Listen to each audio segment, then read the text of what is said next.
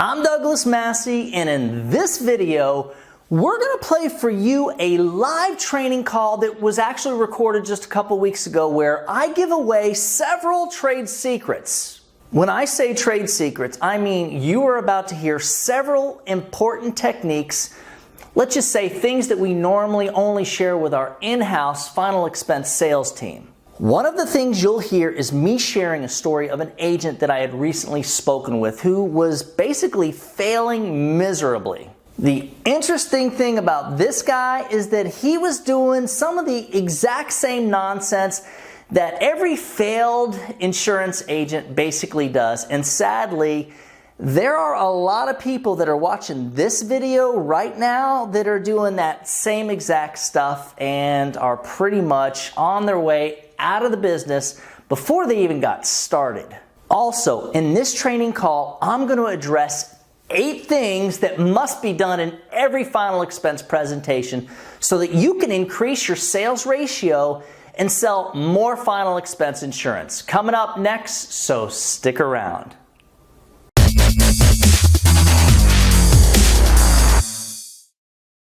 Guys, before I play this training call, if you're new to our channel and are either interested in final expense sales or are already selling final expense life insurance, we recommend that you subscribe to our channel and then click on that little bell looking thing that's down there next to the subscribe button. That way you'll be notified when we put out new videos.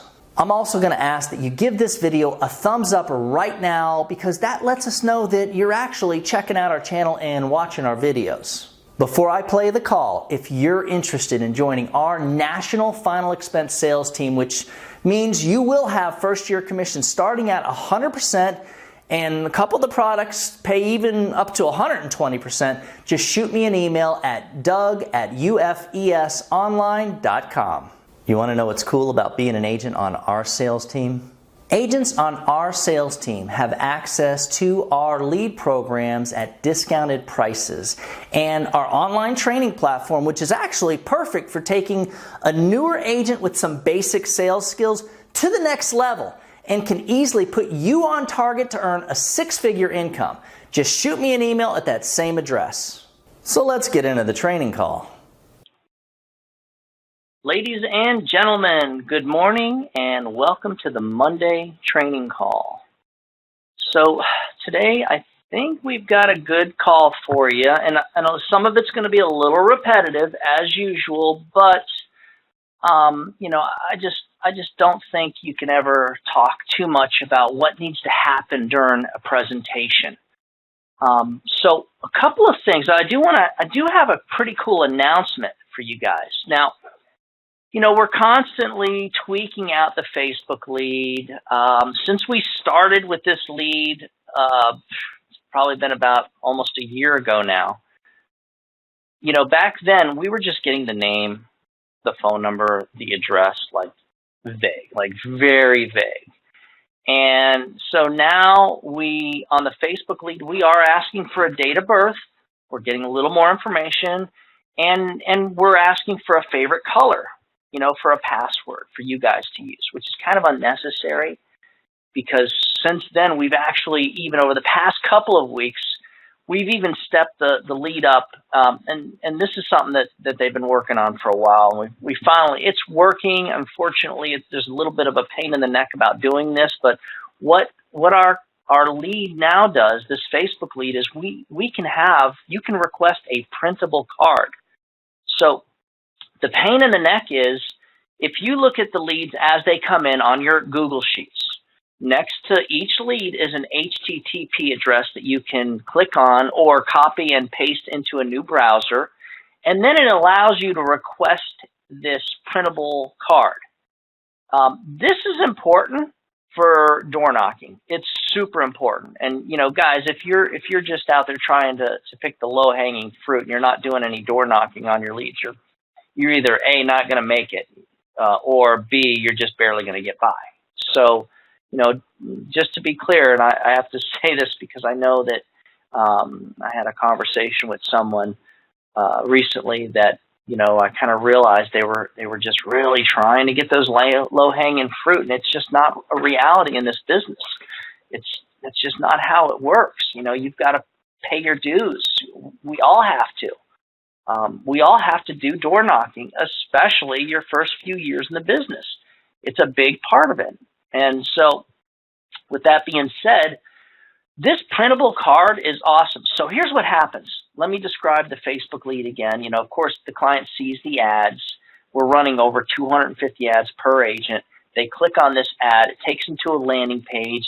The landing page says that they may qualify for an affordable burial insurance benefit or affordable final expense plan. We're using a lot of landing pages, so it's different every time. And so it does say that it is affordable, one. But the second thing, this is the important thing, what I'm going to do is try to get you to picture what they're seeing, because I can't, it's proprietary. We can't show you the darn landing pages. Okay, so what they're seeing is the first sentence. It brings them to a photo. The first sentence on this thing. And the first sentence says, we are an American company, and that's why our logo is the American flag and you can see, and it says something like, see the bald eagle. So, on this landing page, in the background, it's like lightly colored. How you see print on top of a picture. In the background is this American flag with the bald eagle. But up in the upper right-hand corner of the landing page, it has a nice big picture of the same thing. So why is this important? Because what they're doing is we're bringing the attention to this logo, to this picture of the American flag with the bald eagle. The reason, and we're testing it, and this is working. I sat there and listened to my wife. She got 6 people on the phone and made 5 appointments a few days ago, and off these leads. And on all of them, what she said was, you contacted me on Facebook. Remember, you went to our website with the American flag and the bald eagle, and they're all going, oh, yeah. So it's like you bring it to their attention, and it works. So now when you print this card, this printable card, it's got that picture on it. It's got all the information the client's putting in there, the name, address, the phone number, the favorite color, the date of birth. So you're saying, remember you were at our website, see the American flag with all your information that you put in? There's no denying it. They know this. So I just want to bring that to your attention. It's just more and more tools, which makes this Facebook lead even better and better and better. And that's the unique thing about this darn thing. We've got the Facebook lead. When you're working it right and you're working it real hard, the damn closing rate on it is it's real close. It's right below the direct mail card. So, agents on our sales team, and for those of you who haven't committed yet, and I know there's a couple agents that I expect to speak with today about direct mail leads. I'm going to bring this to your attention. We can work it out to where you can get the Facebook leads at cost. So, you guys are getting them for right around $16 each, maybe even less depending on how many come in. So, and I know there's a couple of you guys, I believe, are on this call that we're going to be talking about direct mail. So we'll have that conversation today. I do ask that you guys give me a call today, if we're supposed to talk today, and we'll go over that and the Facebook leads also. So I just want to bring that to your attention. This just makes this darn lead, it's like we're trying to get it to increase the shelf life on it. It's not like direct mail. Direct mail, you give me 2-year-old leads, I go knock on someone's door with them, you show them their handwriting, and it's their handwriting. All right? You can't do that online. They're filling out this crap online all the time. So, but it's an in. It's just a strong in. And at the price we're getting these leads, it's the no-brainer. I mean, it is the no-brainer lead to work right now, the Facebook leads, especially if you're not lazy, if you're a worker. So with all that behind us, a few things that I do want to bring up, and we're gonna talk about a bunch of things that need to go on during the presentation. Something I was having a conversation with someone recently. We were talking about talent and work ethic and how that all comes together. And, talent, it's not something that comes natural to most of us. It didn't for me. When I first got into insurance sales, I didn't know what the heck I was doing. I wasn't closing sales. I was blowing easy laydown sales. That's normal, guys. I hate to say it. That's normal.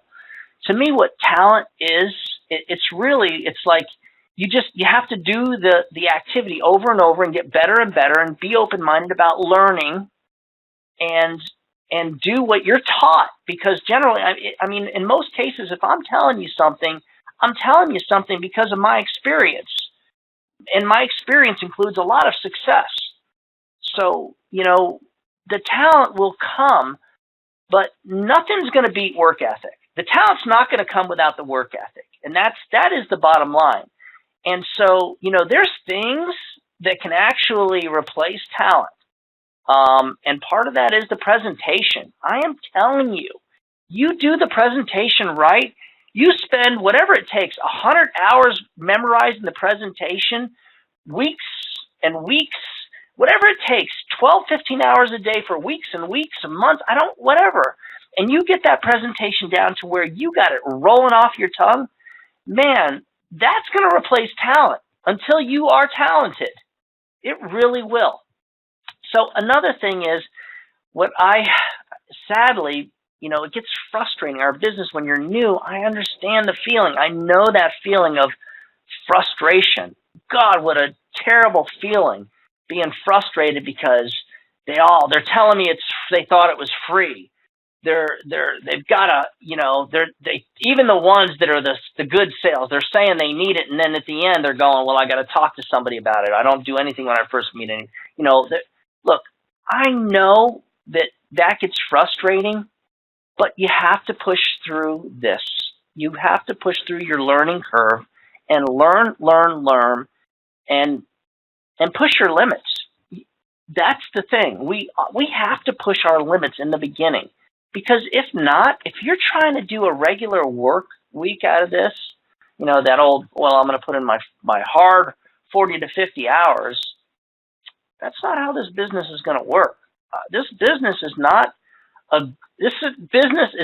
an easy way to make a lot of money. It's not.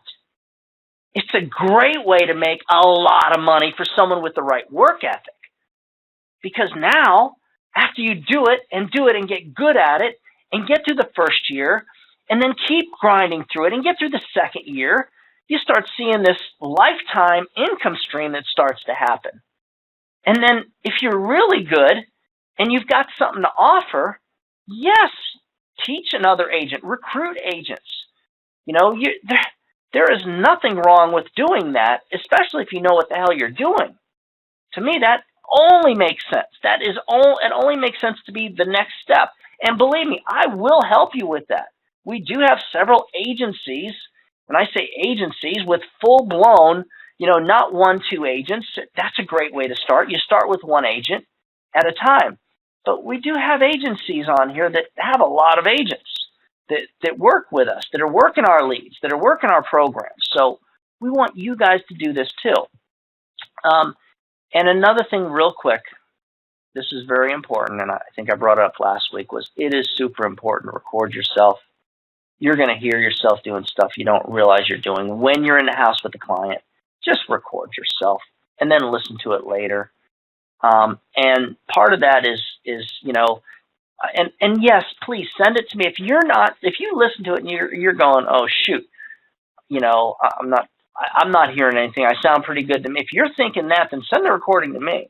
Trust me, I'll pick it apart for you. That's not what I want to do. I want to use it to help you so that we can learn from this and change this and make it better. So the next time you don't do this, you do that instead. And wow, it works. So record yourself. Don't be afraid to do that. Listen to yourself. Send it to me. If you don't want to listen to it, send it to me. I'll tell you what's going on for your own benefit. I will help you with this. I'm telling you, to this day, when I record myself, and I still record myself, I hear myself doing stupid shit. We all do it. And then I'll stop doing it, and then a year later I'll pick it up and do something similar. So I am telling you, record yourself for your benefit. So really, that's just the start. Let's talk about these 8 important things for each presentation. These really important things that really everyone needs to be doing during each presentation. So, and I know I did a call similar to this just, I think it was in February, January or February. It was recent. But it's super important. Let me see here. It's super important that, that we get this stuff, because this came up to me again. I was speaking with an agent last week, Tuesday or Wednesday. I'm sitting there thinking, okay, what are we going to do about the training call? What I do is I look at the older training calls and think about what's necessary. What have agents been asking me about? What have we been talking about? And this gentleman called me. He wanted to order leads through us, and he was kind of figuring this out on his own. He had already told me that he had ordered a couple of batches through a couple of lead vendors. He had ordered some leads here. He had ordered some leads there, and he really wasn't getting anywhere. So, of course, my thinking is, well, the first problem you have is you're not committing. You're working probably perfectly fine leads, and you're not getting through the learning curve, so you're not learning. So that's one thing he's doing wrong. But the other thing, as we got into the conversation, because I have no problem helping anybody that calls. I'm fine with that. I want to help you guys, anybody. And so I'm going to give you my advice. And so I asked him, I said, so what are you doing to find the need, And basically what I got out of this conversation with this guy was he wasn't doing anything. He was just winging it, trying to figure out, doing his own little presentation, something that he thought would work great with zero training, and getting no help from anybody. And I didn't even offer to have him join our sales team. I'm not going to do that. If he wants to come on board, he needs to ask me. But what I did is I gave him some advice. I said, look, you need to find the need you need to find the need. You need to talk about the need for the insurance. You need to talk about the beneficiary. You need to talk about what's going to happen when they die. You need to get that conversation out there so that you make them feel it, so they realize why that you guys are there having that conversation in the first place. And so I realized, man, this is something basic stuff that maybe we all need to hear. The other thing was the guy wasn't really doing much to build rapport. Like, he didn't really have a system. Like, he just thought he was going to come in there with that sweet personality of his and everyone's going to buy. Nobody's buying. So I let him know. And, chances are, and he still hasn't put in a lead order. He probably won't put in a lead order with me because I told him the truth. He didn't want to hear it. I told him there's probably nothing wrong with your leads. It's probably not, how do you say it? It's not the arrow that's broken. It's the guy pulling the arrow. So for new agents, the first thing, most important, is to be as prepared as possible. And that's hard because it takes time. A lot of us, we think we're prepared, and then we get out and we get into the house with the client, and then we realize, I don't have that. That's okay. That's part of the learning curve. But you still want to be as prepared as you humanly possibly can. And another thing, as far as being prepared, so you want to have all your sales material. You want to have done a mock sale with a family member. You want to make sure everything's in your car so that when you do the mock sale with a family member, you know that, I need this, I need that. So, it's in my car. Okay, great. So that you're ready. You always, if you're using a web application, an e-app, you always want to run it, test it on a friend or family member first. That's a must. You have to do that. Otherwise, you're just going to have issues. If you're using a hotspot, do it through your hotspot. Don't do it on your computer, because you're not going to be using your computer when you're with the client. I mean, if you are, great, but if you're using a hotspot, make sure you do. Not everybody has internet connection. So that, to me, is like right off the bat. The biggest part of being prepared is to have the presentation down as much as you possibly can. The first time I learned a life insurance presentation, it was local. I went to the local office. That was the Hartford agent back then. I sat down, group of us. There was like 4 of us in training. We had to do the first part of the presentation. The first thing the trainer did was he said it. He said the first few minutes of the presentation. He gave us a copy of it, told us all to read it, and then said, okay, try doing it. We're right there in front. He put us all on the spot, real embarrassing and uncomfortable.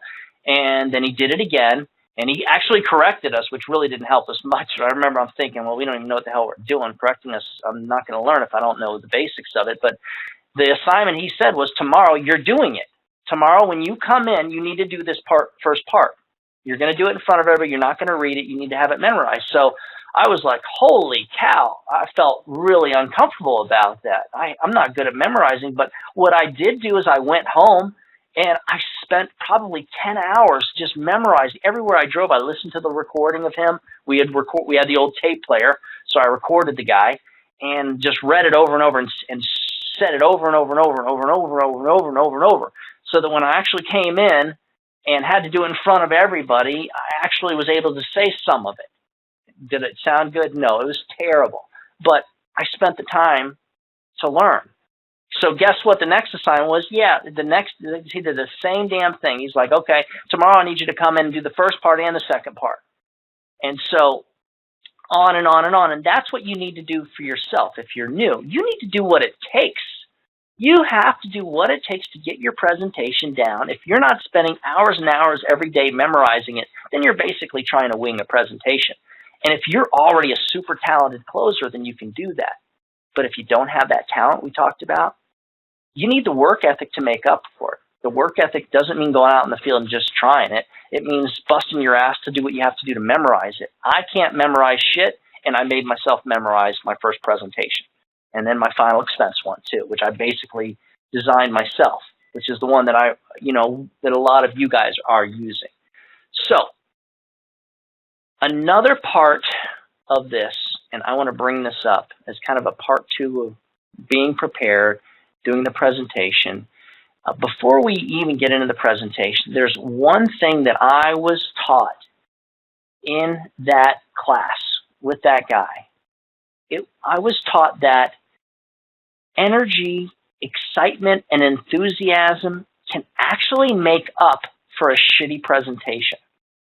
So when you have a lot of energy and excitement and you're talking about something and you're sharing it with someone the way I'm doing right now, what happens is, even if I don't know what the hell I'm saying, you're paying attention to me. And it almost can come off when you're sitting face-to-face making a sales presentation, using all this excitement, this energy, this enthusiasm, using your arms, your body language, you're opening your eyes while you're talking about the thing that you're talking about, whatever it is. What it does is it creates a type of hypnotic effect. So let me share with you, 2014 was like that first full calendar year that I was just kicking butt. I was top of my game. My health was super, super good. I was getting in front of a lot of people. And I just remember, like, one of the things that I always did, and this came up because I recently recorded myself and I didn't hear it, okay? What I would do is say, okay, have a lot of energy, get in there and kick some butt. And I'd start right off, hey guys, how's it going? I'm Doug. And I'd come in right in. I'd try to make a little joke. If an agent was riding with me, I'd say something, hey, this is my cousin Joe. And then it would be like a woman or something, something silly. So I'd come in with this excitement and energy. And that's part of the reason I did so amazing. I really believe that. So I'm telling you guys, it was at the point to where I remember I was doing it. I was using so much energy. You can never do too much, but you can always do too little. So what was happening is I remember at one point realizing that I was having people getting buyer's remorse because I would be in and out so fast. I would use all this energy and excitement, enthusiasm, and they would just get into yes mode and they'd start nodding their head, yes, yes, yes, like they were hypnotized.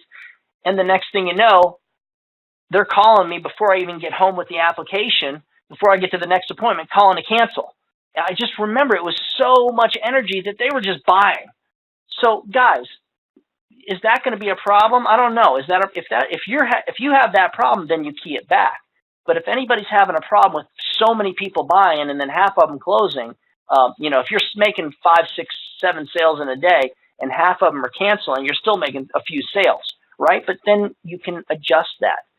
So my point is, use your energy. You should, by the time you get home, you can't even see straight. That's how much energy you've been put. It's like going to the gym 5 times a day, not just making 5 presentations. You have to do this. Number 2, you got to find. You have to uncover the need for the insurance. You guys know what I'm talking about. That's what this guy wasn't doing. He wasn't talking about the need for the insurance. He was doing this weird presentation like, well, here's what the insurance is and here's how it works. You know, he was telling bits and pieces of it, but he wasn't really getting into that need.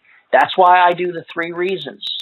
You know, the 3 reasons I do, because I want to figure out where these people fit in, where it makes sense, if they're adding to the insurance, you know, if they've got other insurance, if we're looking for a better deal. I need to make sense of why I'm there and get them to say, and get them to get into that nod where their head is nodding and they're going, yes, yes, that's what I need it for. I don't want my daughter to be stuck. So you got to uncover the need for the insurance. Meanwhile, once you've got the need, if you've got a person who the beneficiary is, and a lot of times they'll say, you know, it's my brother. Well, my brother and sister, they're going to take care of everything. Is there one of them that's more responsible? Yeah, my sister. She's the good one. What's her name? Joanne. Okay, so Joanne. You don't want to leave Joanne stuck with all this on her own. You need to get the damn beneficiary name, guys. It's super important because you want to use that name later in the presentation when it comes back up. You know, especially if the client's giving you some nonsense while you're closing. Well, what about Joanne? I thought we wanted to make sure she wasn't stuck. Oh, you're not sure if you can afford it. Great, now you've got a place to go. So use that beneficiary name during the presentation. If you're not bringing it back up during the presentation, you're doing something wrong.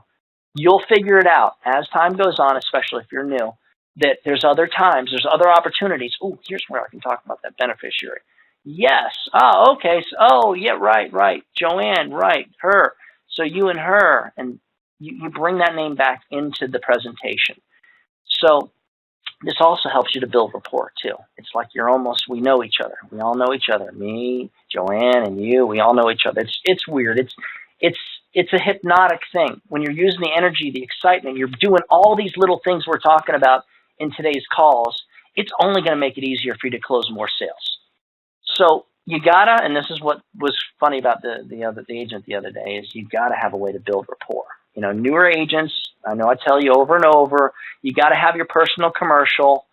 An awesome way to do it is to walk into the house with a little picture album and use your personal commercial, talk about yourself through that album and your family.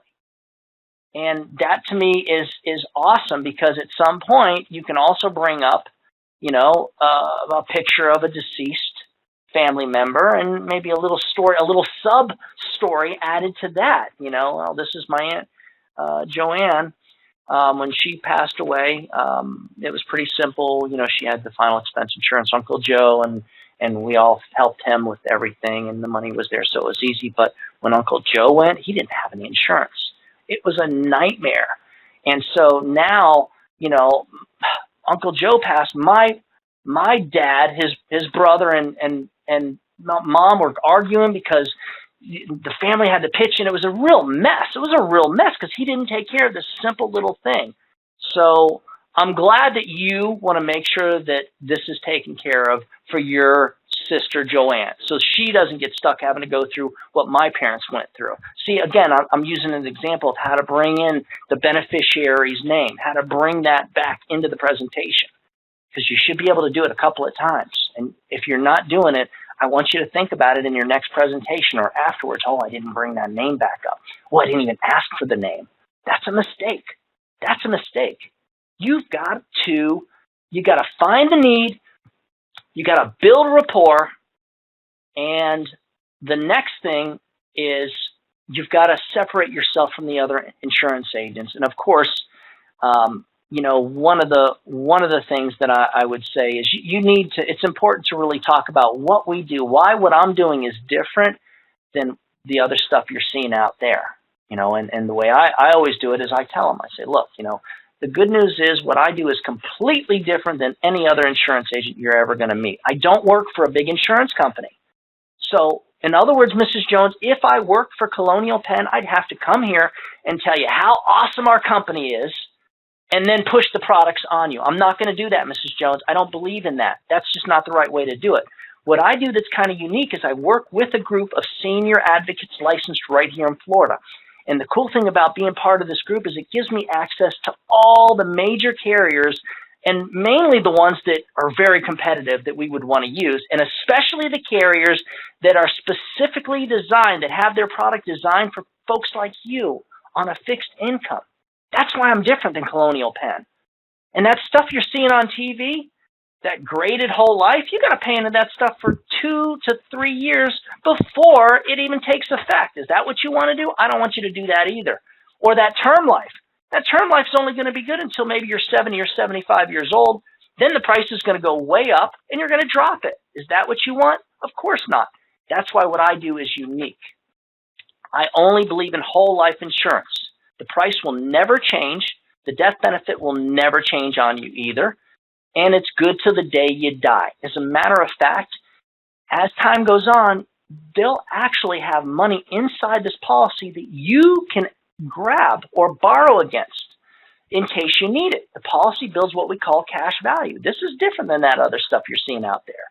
So you've got to figure out a way to separate yourself. That's one great way of doing it, guys. And of course, you want to use the benefits of whole life insurance. You want to break out that card and show them the price doesn't go up, the death benefit doesn't go down, yada, yada, yada. And at the bottom, it says something about term life insurance. It's not like term life where you're going to pay for years and then lose the insurance. So we need to do that. That has to be done in every presentation. And if the stronger you sound, the better. The more energy you have doing this and excitement about why you love doing what you love, what you're doing, you love doing what you're doing, they're going to feel it. They're gonna want to buy from you. They're gonna, like, you're giving them every reason to buy. They'll figure out a way to make it happen, even if it's a little expensive, because you're going to help them find the right price.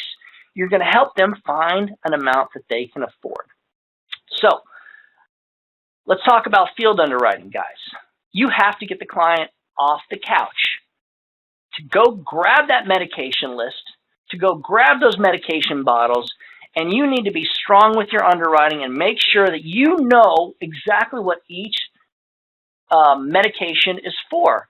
And they're going to tell you, well, this is for my high blood pressure, and it's probably not. It's probably for something else. So you have to look it up. Every carrier has either a knockout list or a medication guide. If you look in my sales book, I've got 5 different medication guides. I've got 3 different knockout lists in there. So if let's say I'm leading with Transamerica, but I can't find the medication in there, I'm going to go to another guide and see what one of the other companies looks at it like. And if it's not there, it's probably not an issue, but I am going to pull out the phone and go and Google it. Hey, Google, what is lisinopril? And Google's going to say something. Oh, I got the Google thing in the background making the noise. The thing it heard me say that. Whoops. So you have to get them to get off the couch, and I tell them, look, Miss Jones, you want me to give you the real price, or are we just making something up? I need you to go grab your medication so I do the right thing for you. The last thing I want to do is tell you something wrong and then blame it on you. I can't do that. Go grab all your medication. I need those bottles, please. Well, I don't feel good. It doesn't matter. I've got diarrhea. That's okay. We'll clean it up later. Go. Get them off the couch, guys. Be strong. Be firm. You're the professional. You're the doctor. You're telling them what needs to be done. Don't be afraid to. It's what's going to help these guys. You got to have your close down. It is important to have the close down tight. I'm not going to go over that today. I actually thought about it, but you need to have it down. It's got to flow. It's got to flow off your tongue. If you've gotten this far, you don't want to blow it by not doing it right. So you have to do the close the way that we've got it done in the videos. You want to get them to either pick an option or give you an excuse so that now you can do a price drop. You've got to be prepared to do that also. And, you know, again, the other thing, part of the close, once you've made the sale, it's easy to blow a sale by saying, okay, Mrs. Jones, go grab your avoided check for me and your ID. You don't want to do it that way. If you're doing it the way I'm teaching you, you're saying, okay, great. You've got them to pick the option. Okay, Mr. Jones, go grab your ID or your driver's license. They come, you teach them to go. They're in yes mode. They went, they got the ID. What's your social? You ask what the social is. Who's the beneficiary? You get the name. Make sure you have the full name. Who's the contingent beneficiary in case your sister passes first? You mentioned your brother. Who's that? What's his name? You make sure you have this. I need you to sign here, and I need you to sign here. And as soon as I get that last signature, go ahead and grab me a voided out check, please. I am telling them, go ahead and grab. I'm not asking them, do you have a check? Can you go? I'm not falling apart and saying it weird. When I ask for their social, I'm not saying, can you tell me what your social security? I'm not doing that. What's your social? Real basic. I'm not even saying the whole word. That's another little thing I like to do. I do say, what's your social? I don't say, what's your social security number? What's your social? Like it's just, we just need this as part of what we do every day. Because I'm telling you, if you say it wrong, they're going to go, you know what, I'm not supposed to give that out to anybody. Let me talk to my brother about this first. It's like they're going to backpedal, and now you got an uphill battle. Now it's like, whoa, and that's all because you weren't prepared. So you've made your sale. You've done the phone interview, depending on which product you're writing. You've gotten the approval, all that stuff. I firmly believe that doing a cool down can really help them from that buyer's remorse. Remember I was talking about the buyer's remorse? I got these people all hypnotized. 25 minutes later, I'm walking out with a check. An hour later, they're calling me to cancel. A cool down can help minimize this. And when I say a cool down, I mean stick around. You made your sale. Talk about something else other than insurance. Try not to put your foot in your mouth and blow the sale, of course. But get them to cool down. Get them, get into anything else. So what are you going to do with the rest of your day? You mentioned and be careful because when you door knock, I love it when I door knock and they're like, no, it's a bad time. I'm on my way out. And then I say, look, and I push my way in and they're really not going anywhere. You can actually get them to say, well, I really wasn't going anywhere. They'll tell you, everything, they're happy now. So the trick is to, once you've made your sale, don't run out of there. Spend a little more time with them. It's not going to hurt. If they've got a filthy, dirty dog, play with the damn filthy, dirty dog. Do what you have to do to keep this sale, okay? Because if you run out of there, that's what's going to give them buyer's remorse. If you run out of there, what I was doing in my first year, I was closing a lot of sales. But the first couple of months, I was like, why are these people, they're canceling? It's because I wasn't cooling them down. It's because I was hypnotizing them and then just taking off. And then once the hypnosis wore off, they'd be like, what the heck did I just do? I just gave that guy a check. Oh, my God. So keep that in mind, guys. Put in your lead orders. There's a bunch of you guys that have been through training and you're just having hesitation on pulling the trigger on the leads. There's no reason to. You want to make some sales? You want to get through the learning curve? That's what the leads are for. Come on, guys. Get your lead orders in today. If you need me, you know how to reach me. Just a key suggestion, when you try your best to put the needs of your actual clients first, the rest pretty much will fall right into place. Have a great week, everybody. Happy hunting.